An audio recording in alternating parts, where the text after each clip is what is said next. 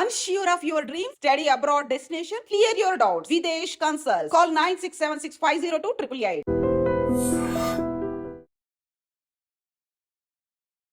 Hello guys, welcome back to I dream media. ఈరోజు మనతో ఉన్నారు amphi certified mutual fund distributor అయిన బొరుగుల salmon గారు. సార్తో మాట్లాడదాం. ముఖ్యంగా మీరు ఇన్వెస్ట్ చేసే డబ్బు, మీరు సంపాదించే డబ్బు మీకే ఉపయోగపడాలి అంటే ఏం చేయాలి, ఈ వీడియో ద్వారా తెలుసుకుందాం. Hi sir. నమస్తే అండి విరాట్ గారు. సల్మాన్ గారు, చాలామంది డబ్బులు ఇన్వెస్ట్ చేస్తూ ఉంటారు. మ్యూచువల్ ఫండ్స్లో ఉండొచ్చు, ట్రెడిషనల్గా గోల్డ్ ఆర్నమెంట్స్లో ఉండొచ్చు, ఇంకా డిఫరెంట్ టైప్స్ ఆఫ్ ఇన్వెస్ట్మెంట్స్ అనేవి చేస్తుంటారు. బట్ చాలామంది, మ్యాక్సిమం నెంబర్, ఒక 80% పీపుల్కి వాళ్ళు సంపాదించిన డబ్బు వాళ్ళకి ఉపయోగపడదు. దానికి రకరకాల రీజన్స్ ఉంటాయి. కొంతమంది వాళ్ళ డబ్బులు వాళ్ళ పిల్లలకు ఉపయోగపడేలా ప్లాన్ చేసుకుంటారు, ఇన్సూరెన్స్ కానీ ఇంకొకటి, లేకపోతే వాళ్ళు ఇన్వెస్ట్ చేసిన ల్యాండ్ కానీ, లేకపోతే అవన్నీ కూడా లాంగ్ టైం ఇన్వెస్ట్మెంట్స్ ఉంటూ ఉంటాయి. ఓవరాల్గా మనకు ఉపయోగపడాలంటే మనం ఏం చేయాలంటారు? ఫస్ట్ ఆఫ్ ఆల్ చూడండి విరాట్ గారు, ఇప్పుడు చాలామంది ఏం చేస్తారంటే పిల్లల చదువుల కోసం తప్పదు, ఖర్చు పెట్టాలి. అలాగే ఇంట్లో నీడ్స్, లోన్స్, ట్యూషన్ ఫీజులని, మార్టగేజ్, ఇంటి ఈఎంఐలని అన్నీ ఖర్చు పెడుతూ ఉంటారు. ఖర్చు పెట్టినప్పుడు ఏమవుతుందంటే మనకి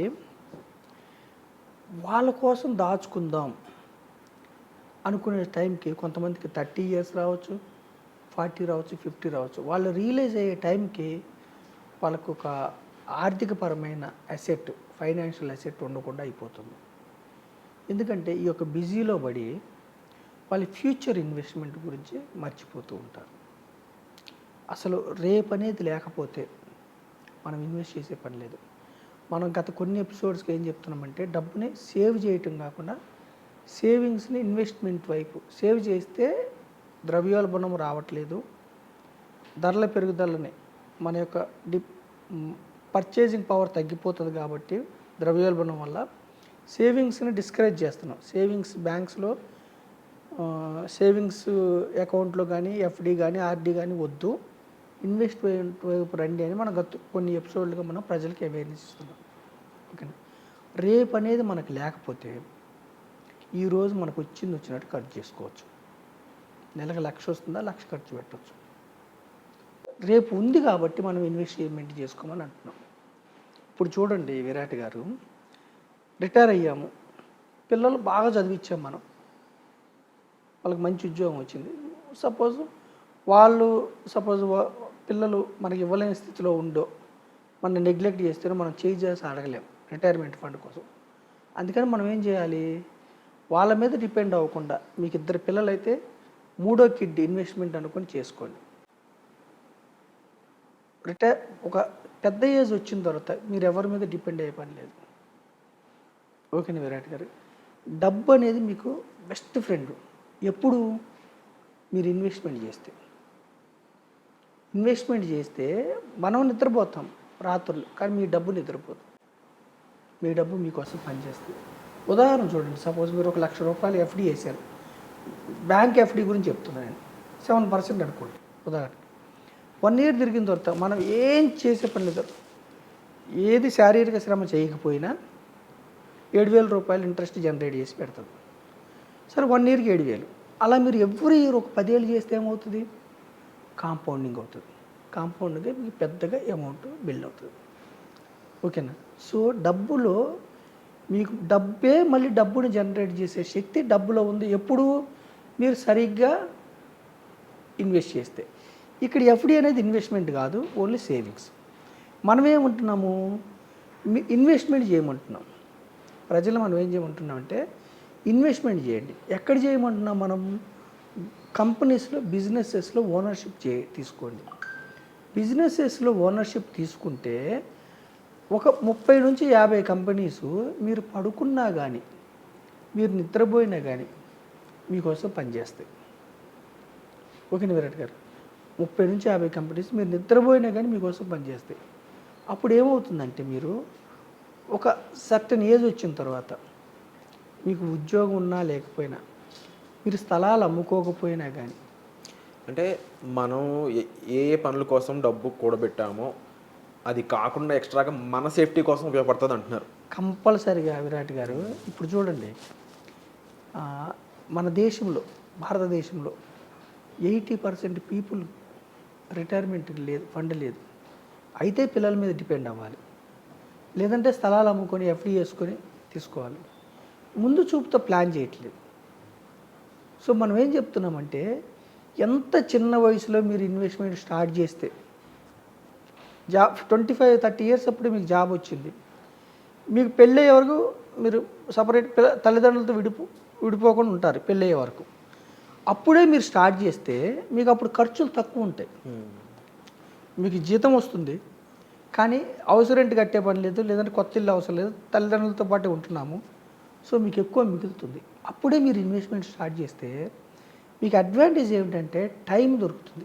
ఈ యొక్క అమౌంట్ ఫైనాన్షియల్ అసెట్ గ్రో అవటానికి కంపెనీస్లో ఓనర్షిప్ తీసుకున్న తర్వాత ఎప్పుడు కూడా ఈక్విటీస్లో, బిజినెస్లో, ఓనర్షిప్లో, స్టాక్ మార్కెట్స్లో టైం ఇవ్వాలి. మనం ప్రజలకు మరీ మీ ద్వారా చెప్పేది ఏంటంటే, సింగిల్ కంపెనీస్లో తీసుకుంటే మీకు రిస్క్ ఉండి ఒక్కోసారి జీరో అయ్యే అవకాశాలు ఉంటాయి. ఏ కంపెనీ అయినా, ఎంత పెద్ద కంపెనీ అయినా ప్రతి కంపెనీకి సైకిల్స్ ఉంటాయి. గ్రో అయ్యే టైం ఉంటుంది, డౌన్ అయ్యే టైం ఉంటుంది. అందుకే మనం సింగిల్ కంపెనీలో మీరు తీసుకుంటే హై రిస్క్ ఉంటుంది. మనం ప్రజలకి ఏం చెప్తున్నామంటే, మన యొక్క ఎపిసోడ్ ద్వారా ఒక కంపెనీలో ఇన్వెస్ట్ చేయడం వల్ల కోట్లు, 10 కోట్లు, 100 కోట్లు రాకపోయినా పర్వాలేదు, ఒక కంపెనీలో ఇన్వెస్ట్ చేయడం వల్ల జీరో అవ్వద్దు. మనం ఏం చెప్తున్నామంటే, ఒక యావరేజ్ రిటర్న్, ఇండెక్స్ రిటర్న్ ఒక 10%, ఒక 12%, ఒక 15% గ్రూప్ ఆఫ్ కంపెనీస్లో మీరు ఇన్వెస్ట్ చేస్తే, ఇప్పుడు ఇండెక్స్ ఫండ్ ఉందండి, Sensex fund, top most 30 companies in India. ఈ 30 కంపెనీస్ భారతదేశంలో దెబ్బతింటేనే మీ డబ్బు దెబ్బతింటుంది. 1 ఇయర్ దెబ్బతినొచ్చు, 2 ఇయర్స్ దెబ్బతినొచ్చు, కానీ ఓవర్ లాంగ్ పీరియడ్ ఎకనామికల్గా దేశం యొక్క ఎకనామిక్ సిచ్యుయేషన్ బట్టి, మ్యాక్రోస్ని బట్టి, ఫండమెంటల్స్ని బట్టి ముందుకెళ్తూ ఉంటుంది. అయితే స్టాక్ మార్కెట్లో ఒక్కటే ప్రాబ్లం ఏమిటంటే, కంపెనీస్ మంచివే, పెద్ద పెద్ద కంపెనీస్ మంచివే కాదనట్లేదు, అందరూ ఒప్పుకుంటారు. ఇక్కడ కావాల్సిన నాలెడ్జ్ ఏమిటంటే, ఏ ప్రైస్లో కొనాలి, ఏ ప్రైస్లో అమ్మాలి, అది ఇంపార్టెంట్. ఒక కంపెనీ మంచిదై ఉండొచ్చు, అది ఎక్కువ ప్రైస్లో దాని విలువ సపోజ్ 100 రూపాయలు ఉండాలనుకోండి, ఒక స్టాక్ ప్రైస్ 500లో ట్రేడ్ అవుతుంది కొన్ని కారణాల వల్ల. హై ప్రైస్లో కొనటం వల్ల ఏమైందంటే నెక్స్ట్ 2-3 ఇయర్స్ లాభాలు రాకపోవచ్చు. అందుకని ఇప్పుడు మనం చూడండి, మొన్నటిదాకా కార్పొరేట్ ఎర్నింగ్స్ కంటే షేర్ వాల్యూస్ విపరీతంగా పెరిగిపోయి ఉన్నాయి గత 5 ఏళ్ళ నుంచి. కంపెనీస్కి వచ్చే లాభాలు సపోజ్ 10% అనుకోండి, షేర్ వాల్యూ కూడా 10% పెరగాలి, లేదా 15 పెరగాలి. కానీ మల్టిపుల్ టైమ్స్ పెరిగినాయి. ఎందుకు? ఒక ర్యాలీ వల్ల. మన దేశంలో 5 ఏళ్ళ నుంచి ఓన్లీ అప్పే కానీ డౌన్ చూడలేదు. అప్పుడు ఏమవుతుంది, వాల్యుయేషన్స్ ఎక్కువ మళ్ళీ కుదురుకుంటాయి. అంటే షార్టర్ పీరియడ్లో మీకు నష్టాలు వస్తాయి. ఎప్పుడు వస్తాయి మీకు నష్టాలంటే, ఈక్విటీస్లో ఏ వాల్యూలో కొనాలి, ఏ వాల్యూలో స్టాక్ ప్రైస్ అమ్మాలి, ఇది తెలుసుకోవాలి. ఇది తెలుసుకుంటే లాభాలు వస్తాయి. సో మనం మధ్యతరగతి ప్రజలకి, సామాన్యమైన ప్రజలకి మనం ఏం చెప్తున్నామంటే, ఈ రీసెర్చ్ చేసే టైం మీకు ఉండకపోవచ్చు. మార్కెట్లో రీసెర్చ్ ఏ కంపెనీస్ బాగుంటాయి, ఏ సెక్టార్స్ బాగుంటాయి, ఏమిటి ఫినాన్షియల్ స్టేట్మెంట్స్ రీసెర్చ్ చేసే టైం మీకు ఉండకపోవచ్చు. అందుకే మనం ఏం చెప్తున్నాం, మనం మన ఐడ్రీమ్ ద్వారా డైవర్సిఫైడ్ ఈక్విటీ మ్యూచువల్ ఫండ్స్ని మనం ప్రమోట్ చేస్తున్నాం. డైవర్సిఫైడ్ అంటే ఒక రంగం కాదు, 15 రంగాలు. అప్పుడు ఏమవుతుంది, మీ డబ్బు రిస్క్ తగ్గుతుంది. ఒకే రంగం అయితే పెరగవచ్చు, తగ్గొచ్చు. 15 రంగాలు. ఈక్విటీ అంటే ఓనర్షిప్, బాండ్స్ అంటేనేమో ఓనర్షిప్ కాదు, అప్పీటు ఎఫ్టీ లాగా బాండ్స్ అంటే. ఈక్విటీ అంటే మీరు ఓనర్షిప్, మీరు 100 రూపాయలు పెట్టిన చిన్న వ్యక్తి అయినా కానీ మీరు 50 కంపెనీస్లో ఓనర్ అవుతారు. మ్యూచువల్ ఫండ్స్ అంటే ఏ కంపెనీ మంచిది, ఏ కంపెనీ చెడ్డదో నాకు తెలియదు, నా కోసం ఒక రీసెర్చ్ టీం ఉంటుంది. ఐఐఎంలో ఎంబీఏ చదివిన వాళ్ళు, లేదంటే ఐఐటీలు చేసిన వాళ్ళు, ఒక రీసెర్చ్ టీము 20-30 మంది టీము దీని మీదే పనిచేస్తారు. ఎప్పుడు కూడా ఏ వృత్తిలో అయినా ఆ వృత్తిని ప్రేమించి చేసేవాళ్ళు ఉంటేనే మనకి లాభాలు వస్తాయి. సో మనం ఏం చెప్తున్నామంటే, విరాట్ గారు, ఇన్వెస్ట్మెంటు చేసుకోండి. చేసుకున్నప్పుడు ఏమైందంటే మీ డబ్బే మీకోసం డబ్బుని జనరేట్ చేసి పెడతారు. రేపు అనేది ఉంది కాబట్టి మీరు రిటైర్మెంట్ కోసం కానీ మంచి హౌస్ కోసం కానీ పిల్లల ఎడ్యుకేషన్ ఎట్లాగో తప్పదో చేస్తాం మనం. ముందే ప్లాన్ చేస్తే, యూత్లో ఉన్నప్పుడే మీరు ప్లాన్ చేస్తే అప్పుడు ఇది చేసే పని లేదు, ఏది అప్పులు చేసే పని లేదు.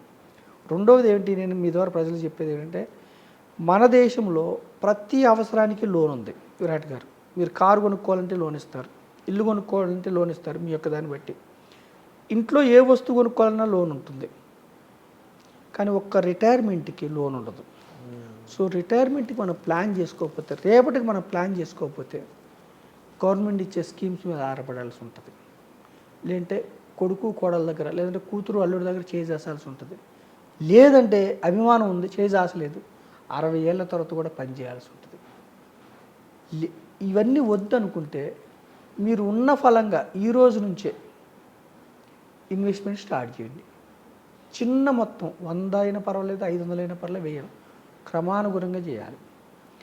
స్టాక్ మార్కెట్లో పెద్ద అడ్వాంటేజ్ ఏమిటంటే, ఒకటేసారి పెట్టిన దానికంటే దఫాలుగా పెడితే మార్కెట్ పెరిగినప్పుడు పెడతారు, ఇంకా పెరిగినప్పుడు పెడతారు, ఒకవేళ కుప్పగూలినప్పుడు తక్కువలో పెడతారు. అంటే యావరేజ్ డబ్బు, రూపాయి విలువ యావరేజ్ అవుతూ ఉంటుంది. లాంగర్ పీరియడ్లో మీకు డబ్బు జనరేట్ అవుతుంది. మనం ఏం చెప్తున్నామంటే, గ్రూప్ ఆఫ్ కంపెనీస్లో ఓనర్షిప్ తీసుకోండి, సిస్టమేటిక్ పద్ధతిలో తీసుకోండి. మరీ ముఖ్యంగా డైవర్సిఫైడ్ ఈక్విటీ మ్యూచువల్ ఫండ్స్ అయితే మంచిదే. లేదు మీరు రీసెర్చ్ చేసుకునే సామర్థ్యం ఉంటే ఈక్విటీ మ్యూచువల్ ఫండ్స్ అయినా పర్లేదు. అంతిమంగా మనం ఏం చెప్తున్నామంటే, డబ్బును సమకూర్చి పెట్టాలంటే ఇన్వెస్ట్మెంట్ చేయాలి, బిజినెసెస్లో ఓనర్షిప్ తీసుకోవాలి. True sir. తీసుకున్న తర్వాత మీరు ఒక దీర్ఘకాలం, ఒక ముందు చూపుతో మీరు వెయిట్ చేస్తే, ఒక ఫైనాన్షియల్ డిస్ట్రిబ్యూటర్ ద్వారా కానీ, ప్రొఫెషనల్ ద్వారా కానీ, ఒక గైడెన్స్తో మీరు ముందుకెళ్తే, greed and fear emotions, stock మార్కెట్లో గ్రీడ్ అండ్ ఫియర్ ఇవి కంట్రోల్ చేసుకొని మీరు ధనవంతులు అవడానికి అవకాశం ఉంటుంది. రిస్క్ ఉంటుంది, రిస్క్ని మేనేజ్ చేసుకుంటూ ముందుకెళ్ళాలి. Wonderful information sir, thank you so much. Welcome.